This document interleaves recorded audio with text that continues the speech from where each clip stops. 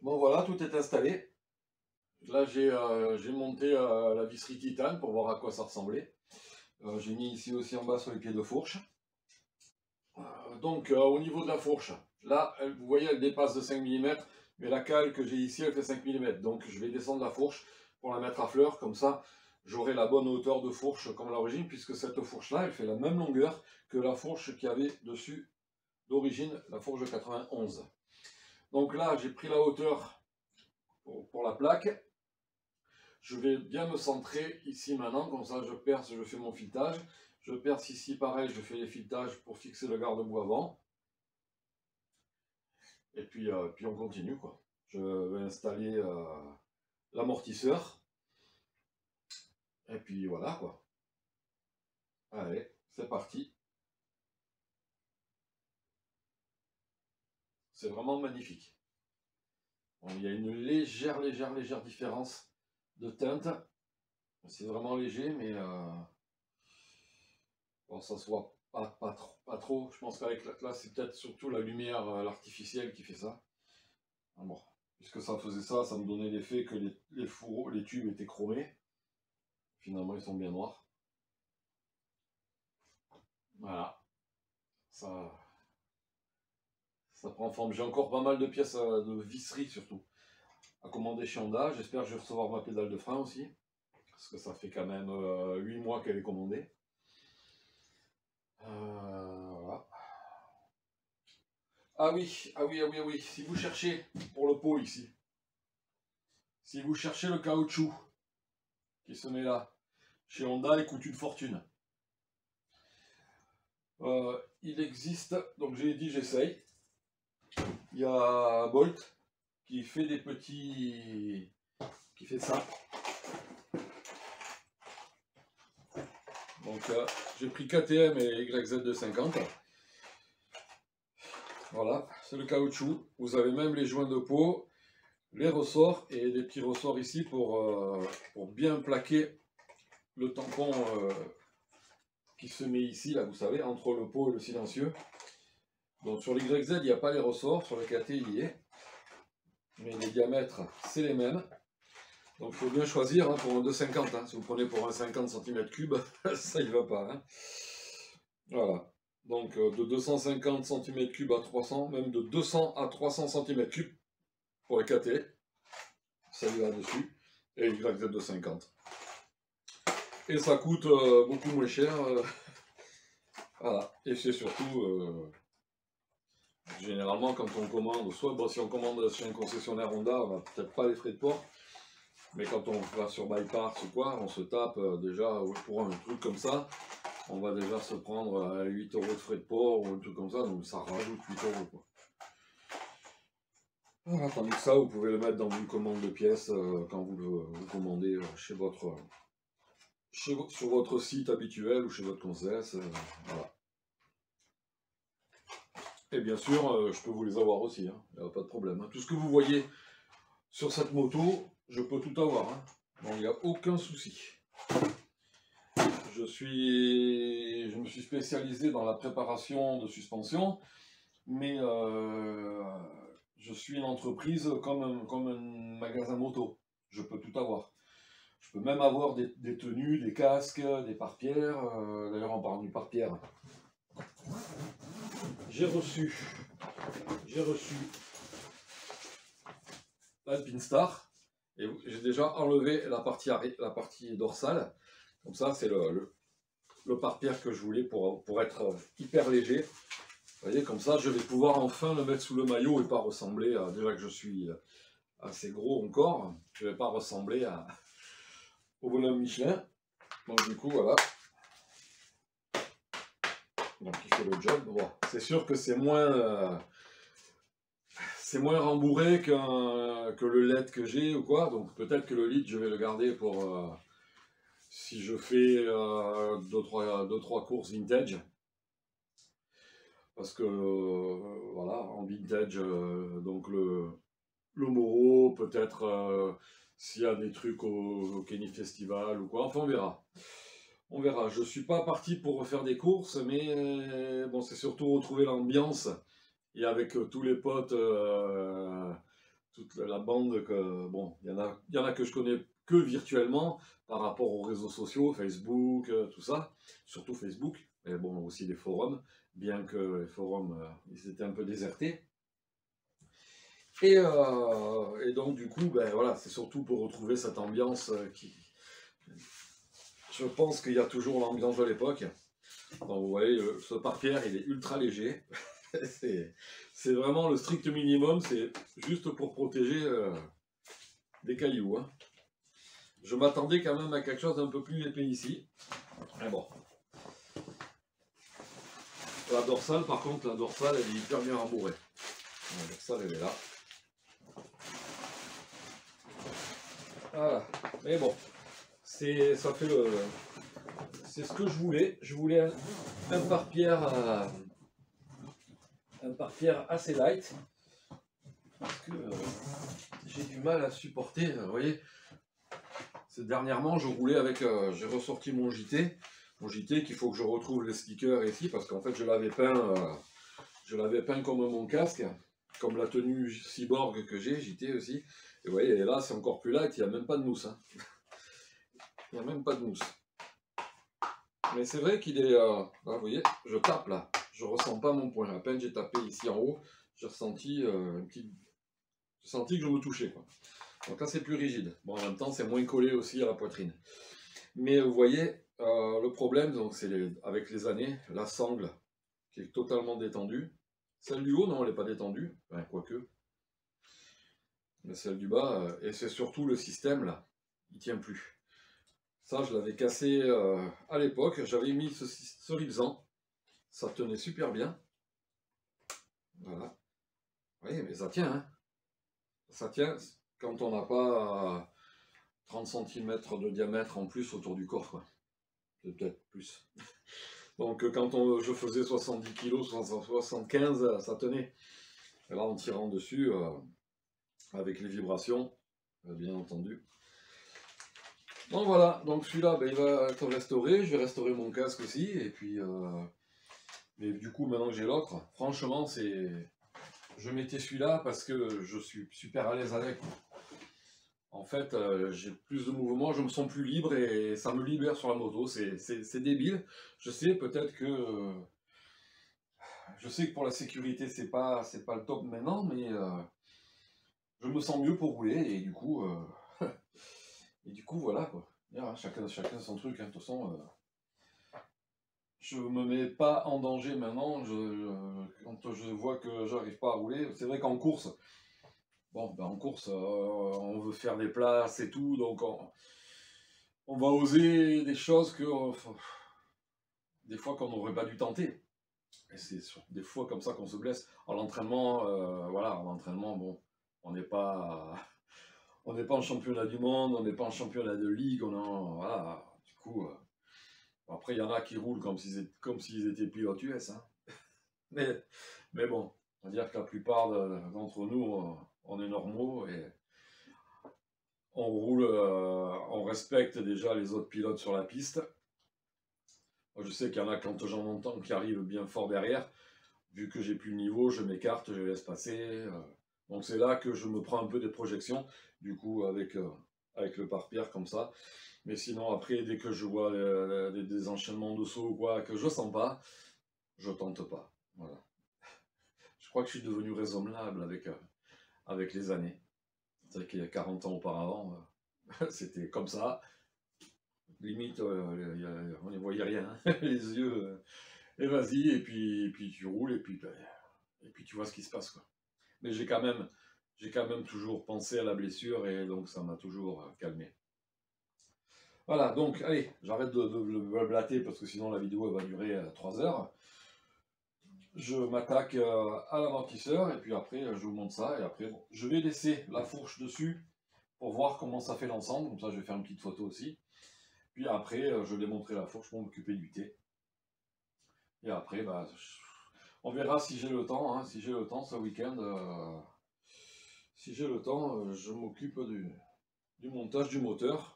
Il faut que j'ai un petit peu débarrassé le coin ici. Donc je vais faire le montage sur cette étagère que j'ai qui va me servir d'établi. Comme ça je pourrai mettre le moteur dessus. Et je fais quand je fais. Voilà. Là, pour l'instant, c'est les suspensions et j'en ai encore reçu tout à l'heure. Quelqu'un qui m'en a amené aussi, donc je suis débordé.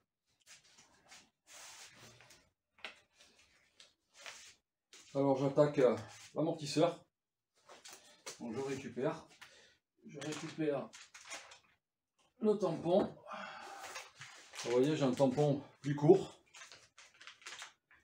que j'ai fait venir des US, chez Restec. Donc là, c'est du 14, je vais le passer à 16. Et la valve de séparation de compression détente. Allez, c'est parti. On prend un morceau. Ça va le faire. Alors je vous tenais à vous filmer la taille du tampon. Vous voyez, elle est flagrante. Hein, c'est juste que là c'est du 14 et là c'est du 16. Donc je vais m'occuper de passer ça en 16. Et puis voilà. Puis après il y aura la valve.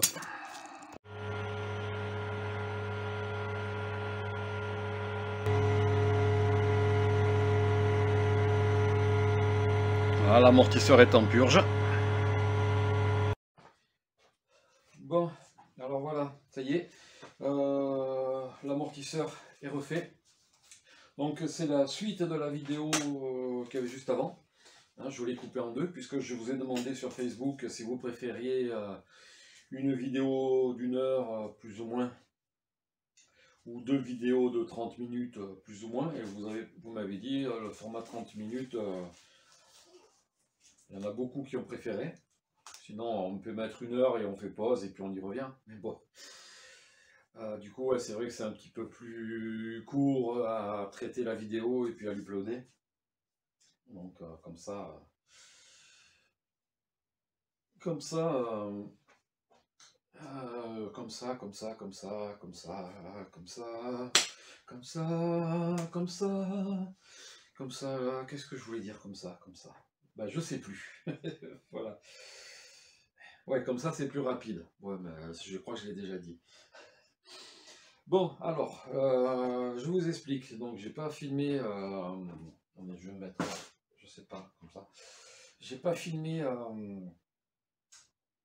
le travail sur l'amortisseur parce que je me suis fait chier, mais je vous dis pas comment.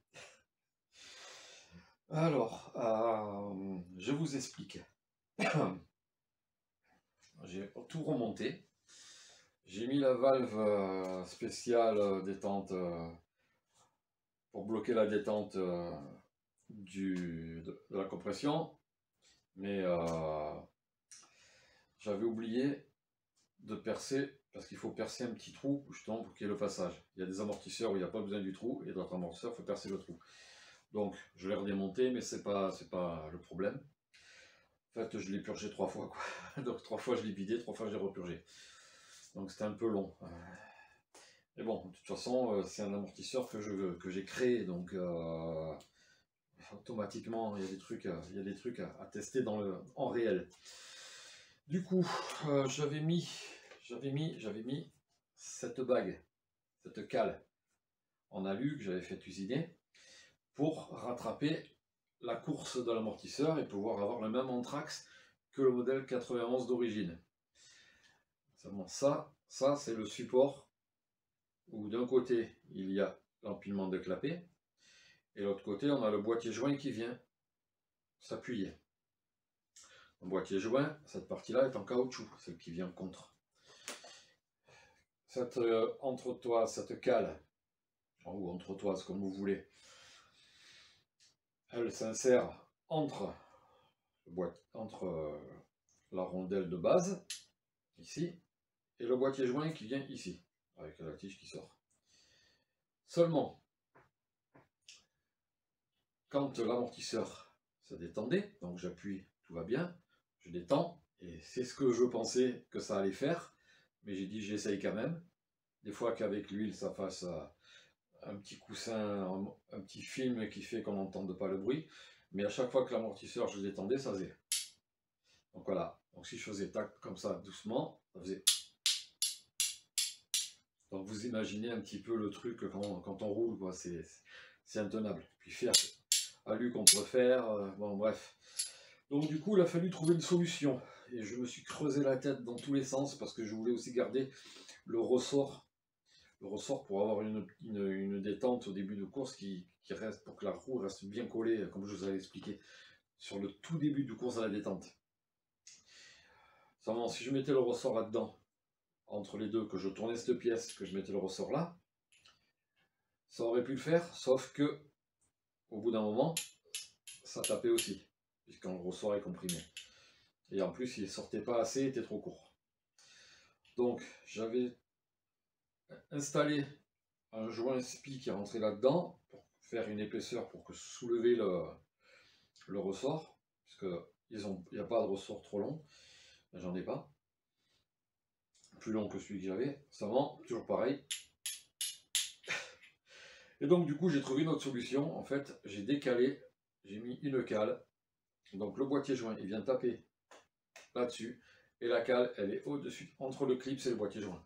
Donc c'est repoussé, un peu comme le système, il y a, en fait ça m'a inspiré parce qu'il y a Bud Racing, j'ai vu chez Zeta, il y a un système de deux coupelles qui s'emboîtent et qui se mettent entre le boîtier, on baisse le boîtier joint, on emboîte ça, on met le clips, et du coup ça recule le boîtier joint, et j'y ai pensé. Ça m'est venu comme ça, et puis du coup, c'est nickel. Donc, maintenant, comme je vous ai montré tout à l'heure, le tampon, il y va. Il est en 14, la tige en 16, mais en forçant un petit peu, il est rentré. Il est rentré, et maintenant, le voici. Il est là, et j'ai récupéré pas mal de courses. Donc du coup, ben, l'amortisseur, je vais le mettre en place. Je vais le mettre en place, donc je n'ai pas réglé les... Je réglerai, ça je ne l'ai pas bloqué, les bagues de précharge. Je réglerai le ressort une fois que la moto sera remontée, que je pourrai monter dessus. Et est-ce que je garderai ce ressort ou est-ce que j'en mets un plus dur? On verra. Bref, là en tout cas, tout marche nickel. Et du coup, ben, il n'y a plus qu'à remonter ça. Juste une chose, j'ai pas l'axe, j'ai l'axe inférieur, seulement sur ce pied d'amortisseur, il n'y a pas de filetage dans le trou. Il faut que l'axe il dépasse et qu'on mette un écrou derrière. Donc du coup, ça va être en commande avec les pièces que je vais prendre sur Bike Parts. Sinon, ben, ouais, au niveau des vidéos,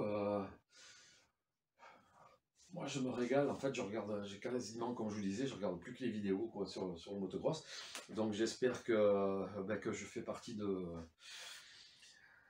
votre série de visionnage. Hein. Bon, la chaîne, on va dire que je fasse des vidéos régulièrement, c'est nouveau. Bien que j'ai fait des vidéos sur la chaîne, il y a des vidéos qui ont 5 ou 6 ans. Mais c'était plutôt des photos que je mettais en diaporama, quoi. Donc, ouais, parce que moi, en fait, je vous explique, moi, j'ai ma série de vidéos tous les soirs. Donc, je regarde un petit peu les infos pour avoir vraiment la réalité de ce qui se passe et pas regarder TF1, M6 et compagnie. Parce que là, c'est bon, vous m'avez compris. Je fais pas de propagande. Et sinon, bah, après, c'est tout ce qui est motocross. Donc, je sais pas si vous me regardez, je vous fais un petit coucou. Donc, il y a Juni, MR Motocross. Il y a qui encore? Il y a Flo sous le casque, il y a Cross Only, il y a Hugo Pro qui me fait rire aussi. Ah oui, bien sûr, Pierrick et Raph, et puis tous les acolytes qui les ont rejoints de la MX Test. Après, il y a toutes les chaînes américaines. Je suis aussi régulièrement la chaîne de Tommy Searle, parce que il s'est fait restaurer une 250 CR, enfin, il a des 250 et 125 CR qu'il a fait restaurer chez Doc Webb, et du coup il a fait des vidéos, sont sympas. Greg Hitchko, Cameron Dimela, MX Revival, Vital MX, Motocross Action, Dirt Bike, etc. Voilà. Et bon, il y a quand même quelques petits Français qui sont bien sympas, donc si si vous regardez mes vidéos ou que vous tombez dessus là maintenant, je vous fais un petit coucou et puis j'espère que vous aussi vous aimerez mon contenu. C'est différent de ce que vous faites. Voilà, il en faut un petit peu pour tout le monde. Enfin moi voilà, je fais ce que je sais faire. Puis après sur la piste, je filme de temps en temps et bon, c'est voilà, un vétéran, tranquillou, passionné de motocross, de préparation suspension, puisque c'est mon métier, et de restauration. Voilà. Allez, je vais remonter ça.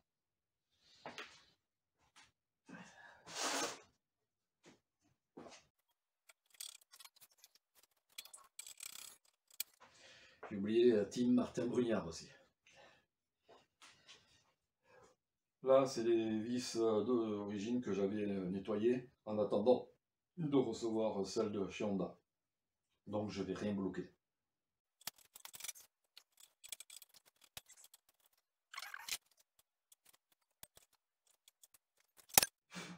Alors là, on peut dire qu'il n'y a pas de jeu. Hein.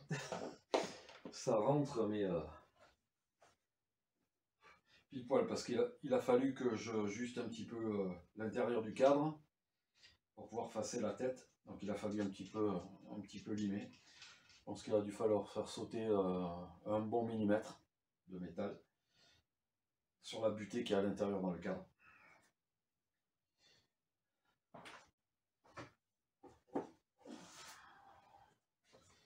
Donc là, la vis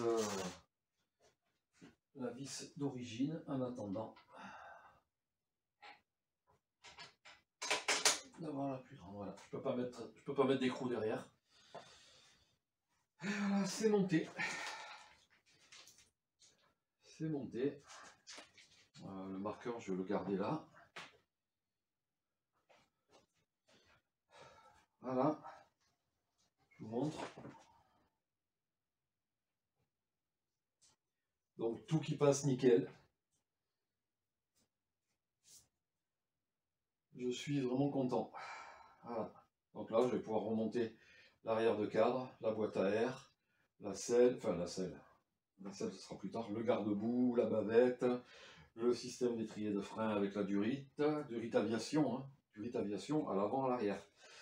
Oui, qu'est-ce que je voulais d'autre? J'ai commandé les stickers d'origine. Les stickers d'origine.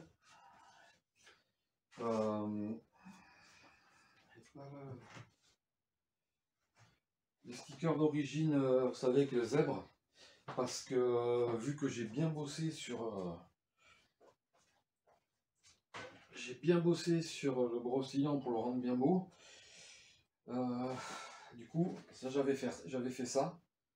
Mais vous voyez, bon, on imagine sans le truc là. Je sais pas si je l'ai. Si j'ai la partie que j'ai découpée. Non, ils sont tous les deux pareils. Faites-le voir un petit peu. On va essayer de faire au mieux, d'approcher le plus possible.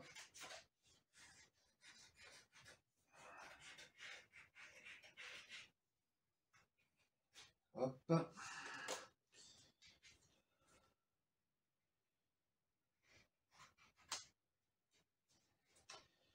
Et ouais, putain, tu salis le par terre.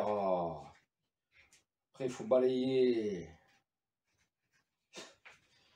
De toute façon, c'est moi qui fais le ménage.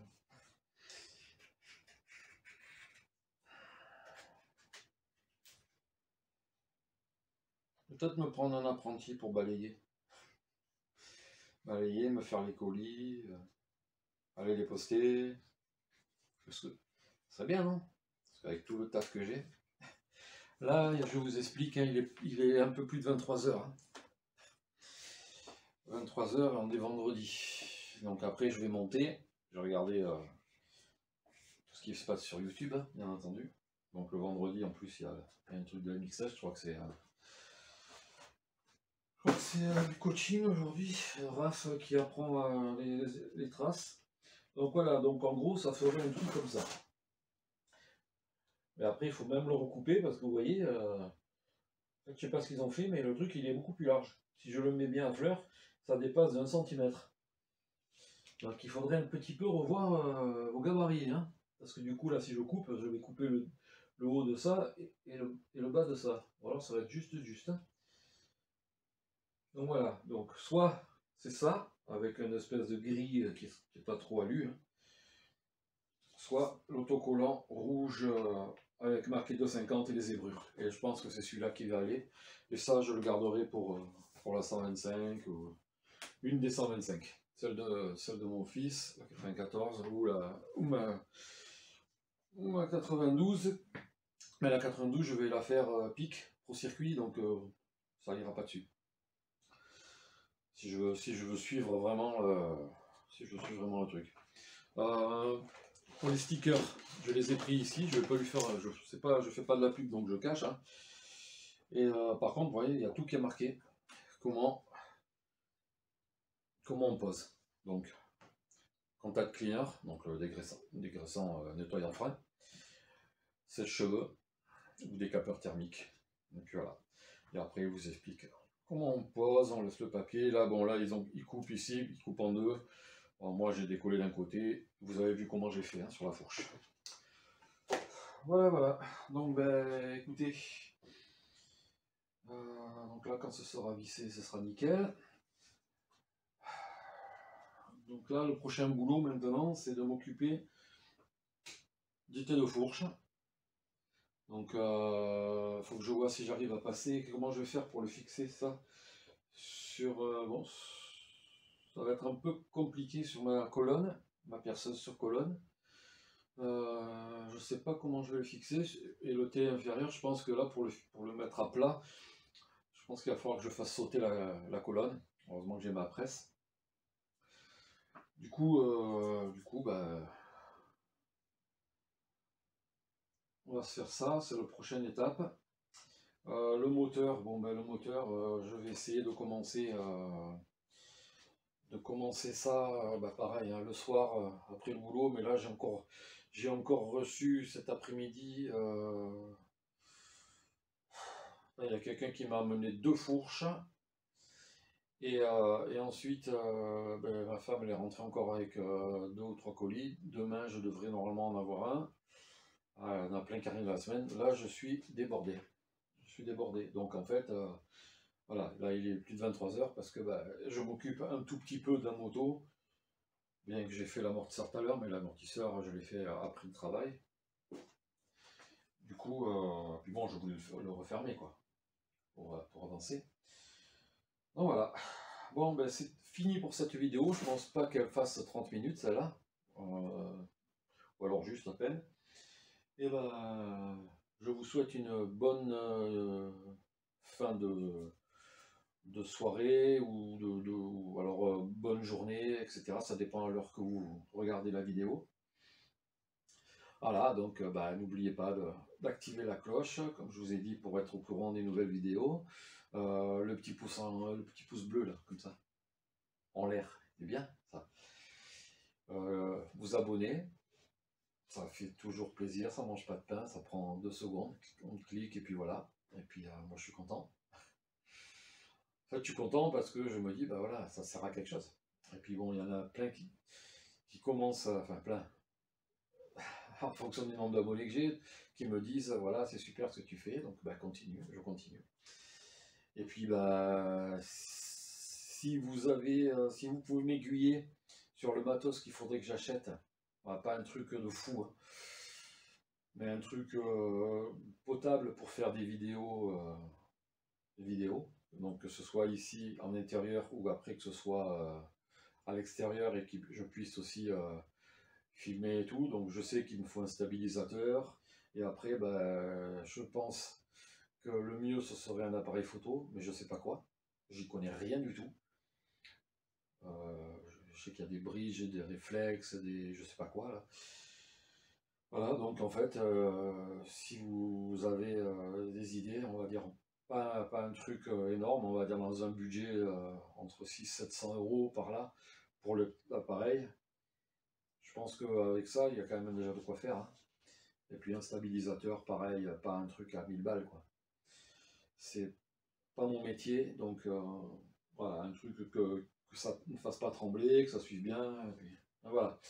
Vous me mettez tout ça dans les commentaires, ou vous me le dites sur Facebook, ou sur Instagram, ou ce que vous voulez, par mail. Et puis voilà, allez, ciao.